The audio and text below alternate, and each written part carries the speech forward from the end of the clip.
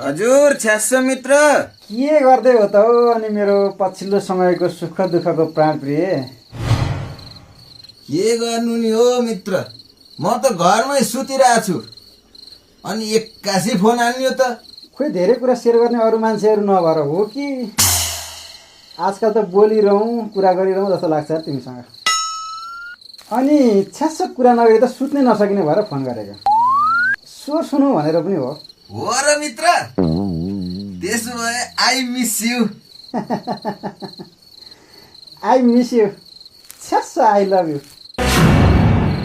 अब आज पनि जम्नु पर्ने त हो, के गर्ने, भेट्ने त।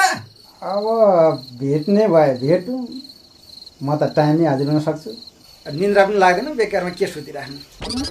हो र, ल त्यसो भए म माथि डिलमा निस्किन्छु, आइहालौँ त। अब यति मिठो आवाजले बोलाइसके पछाडि म बस्छु होला त। म निस्केँ, म आएँ।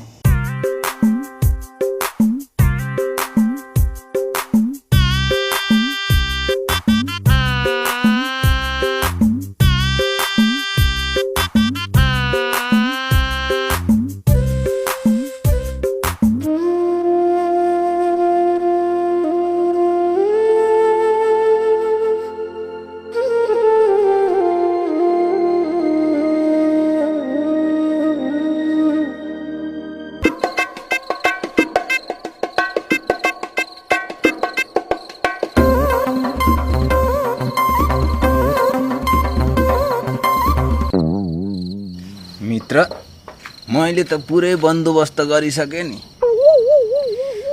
अनि यो कहाँ बसेर खाने त? तेरैमा त होला नि। कहाँ, मेरोमा त बाउ मित्र छन्, मारिहाल्छन् नि।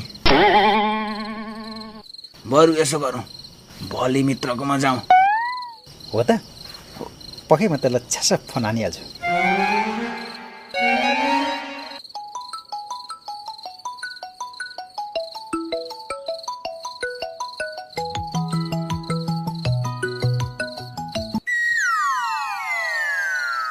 यी जडियाहरूको केही कामै छैन।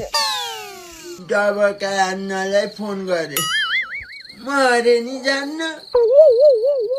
डबकाको चालमा भुस पाइन्छ, यहाँ आफ्नो छोटीलाई बगाउनु छ। तपाईले डायल गर्नु भएको नम्बर अहिले छ्यास यो आपेले फोनै काटो। जाऊ बाहिर कतै बसेर खाउँला।